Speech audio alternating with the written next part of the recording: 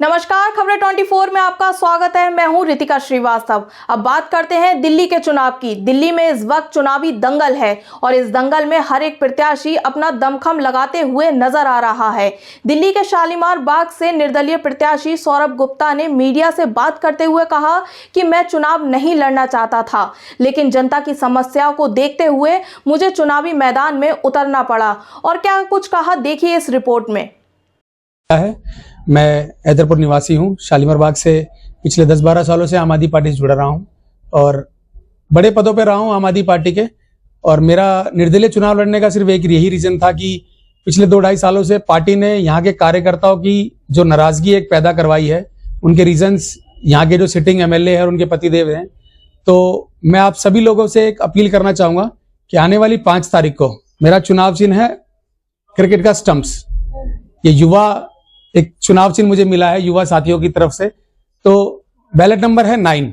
आप सभी से आग्रह है कि आने वाली 5 तारीख को ज्यादा से ज्यादा मतों से 9 नंबर बटन दबाएं, ताकि हम शालीमार बाग को एक नए बदलाव, एक नए रूप में हम इसमें काम कर सकें।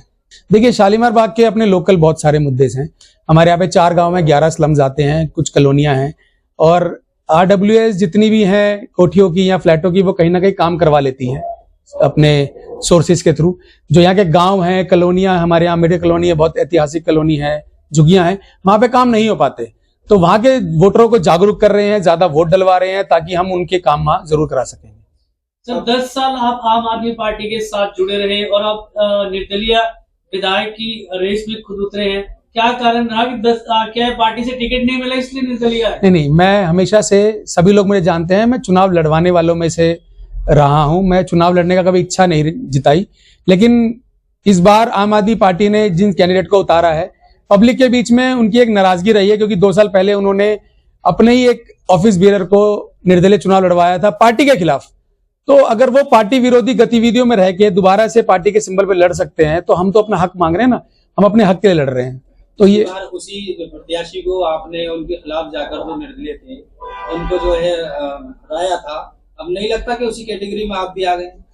देखिए, मैं कम से कम पार्टी विरोधी काम नहीं कर रहा हूं, मैं अपने हक के लड़ रहा हूं। पार्टी ने उस समय जिस कैंडिडेट को चुनाव में टिकट दी थी, वो हमारे बीच का कार्यकर्ता था।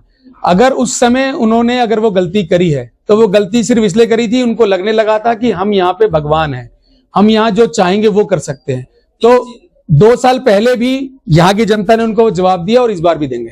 3 चीजें ऐसी बता दीजिए, अगर आप विजयी बन भी जाते हैं तो जनता के लिए क्या करें? देखिए, जनता के बीच में तो 10 सालों से रहा हूं मैं, किसी ना किसी रूप में, मेडिकल फील्ड में, एजुकेशन फील्ड में या लोगों के काम करवाने में। तो पब्लिक को और पब्लिक के दर्द को मैं जानता हूं। तो मुझे पता है कि वो गवर्नमेंट के जुड़े हुए जितने भी काम होते हैं, जो पॉलिसीज होती है, उनको काम कैसे करवाना है।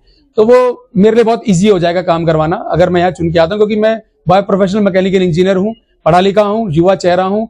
तो सभी जितने युवा साथी हैं उनको पता है कि सौरभ गुप्ता हमारे बीच में आज तक रह के जितने भी काम है वो सब करवाता है, वो आगे भी करवाएगा।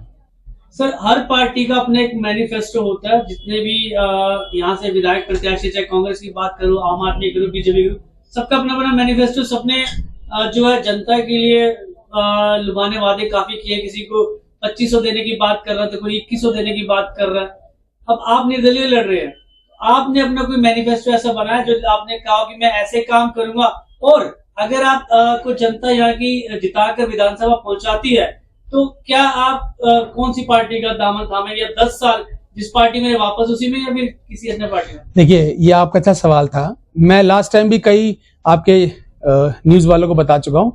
स्टेट की पॉलिसीज जो है वो ये निर्भर नहीं करती हैं कि अगर विधानसभा में कोई निर्दलीय कैंडिडेट चुनकर आएगा तो हम वहां पे उस स्टेट की पॉलिसीज का जो फायदा है वो लोगों तक नहीं पहुंचाएगा। ऐसी कोई भी स्ट्रीम नहीं बनी हुई है कि अगर मैं यहाँ पे चुनाव जीत कर आता हूं तो जो स्टेट की पॉलिसी है, चाहे वो कांग्रेस की सरकार आए, चाहे बीजेपी की आए, चाहे आम आदमी पार्टी आए, कि वो यहाँ के लोगों को नहीं मिलेगी। मैंने लास्ट टाइम भी कहा और आज फिर कहना चाह रहा हूं, हमारे यहाँ के शालीमार बाग के बहुत लोकल मुद्दे हैं, हम उन पर जरूर काम करेंगे। और अगर आपके आशीर्वाद से हम लोग जीत कर आते हैं तो वो लोकल मुद्दे हमारे पास बहुत इजी हैं काम कराने में, तो हम जरूर काम कराएंगे। 2 दिन पहले यहाँ पर रोड शो था और उसमें बता आपके ऊपर जो है गृह मंत्री की तरफ से फूल की माला आती है। जनता से अगर बात करते हैं तो कह देते हैं कि ये तो प्लानिंग थी, या फिर एक नौजवान समझ कर दे दिया होगा, उसका जो रुख दूसरी तरफ सौरभ गुप्ता करते हुए नजर आ रहे हैं। देखिए, पहली बात तो आपको बता के मेरे को बड़ी हर्ष हो रहा है कि शालीमार बाग और खासकर वार्ड नंबर 55 जहां से मेरी पैदाइश है, ये वार्ड जो है सिर्फ शालीमार बाग में नहीं, पूरी दिल्ली और शायद हिंदुस्तान में कई जगहों पे इसकी चर्चा इसलिए हो रही है क्योंकि बीजेपी की खासकर पूरी कायनात यहाँ पे उतरी हुई है। मतलब बड़े बड़े मंत्री, बड़े बड़े नेता, अभिनेता सब लोग यहाँ पर आ रहे हैं। हर दूसरे दिन यहाँ पे किसी प्रदेश का मुख्यमंत्री या मंत्री आ रहे हैं। सेम एज इन कांग्रेस के बड़े बड़े चेहरे यहाँ पर आ रहे हैं, झाड़ू के बड़े बड़े चेहरे आ रहे हैं। तो मेरे लिए बड़े गर्व की बात थी कि मेरे ऑफिस के बाहर, मेरा चुनाव कार्यालय के बाहर से ही हमारे देश के गृह मंत्री की रैली निकली। ये मैटर नहीं करता वो कौन सी पार्टी से बिलोंग करते हैं, मैटर ये करता है कि वो देश के गृह मंत्री हैं। आप किसी के खिलाफ लड़ रहे हैं या आपके खिलाफ कोई यहाँ पर लड़ रहा है? नहीं जी, मैं लड़ रहा हूं गलत चीजों के खिलाफ, कि यहाँ पे जो गलत चीजें पिछले 2.5 सालों से पब्लिक की वजह परोसी जा रही थी, मैं उसके खिलाफ लड़ रहा हूं। और ये ऐसा नहीं है कि यहाँ पे अभी आप कांग्रेस के राहुल गांधी आ जाए, देवेंद्र यादव जी आ जाए तो भी मैं बाहर खड़ा हूं। आम आदमी पार्टी के आतिशी जी आ जाए या कोई बड़ा केंद्रीय मंत्री आ जाए, मैं भी बाहर खड़ा हो सकता हूं। वो मेरा सम्मान है कि मेरे वार्ड में अगर दूसरे क्षेत्र से बड़े बड़े नेता, अभिनेता, मंत्री लोग आ रहे हैं तो मेरे सम्मान की बात है कि मैं उनको यहाँ पे होस्ट कर पाऊं। बहुत सारे कद्दावर चेहरे यहाँ पर सामने हैं, उनमें से आप भी एक कद्दावर चेहरा माने जा सकते हैं, लेकिन सवाल यह है कि आप किसी को अपने खिलाफ लड़ते हुए समझते हैं या आप किसी के खिलाफ लड़ रहे हैं? देखिए, कद्दावर की चीजें नहीं हो सकती है। मैं जमीन से जुड़ा हुआ अपने आप को जरूर कह सकता हूं कि मैं जमीन से जुड़ा रहा हूं पिछले 10 सालों से। मैंने लास्ट टाइम भी आपको बोला, चुनाव लड़ना मेरी मंशा नहीं थी। ये एक हक की लड़ाई है जो मेरे कार्यकर्ताओं को कहीं ना कहीं लूटा खसूटा गया है, उनको दबाया गया है, या यहाँ की पब्लिक को जो ठगा गया है।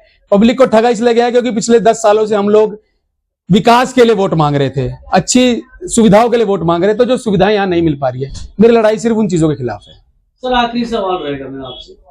आप युवा हैं, युवाओं का समर्थन आपको मिल रहा है, तो युवाओं के लिए आपके लिए क्या प्लानिंग की है कि अगर आप जीत के आते तो क्या करेंगे युवाओं के लिए?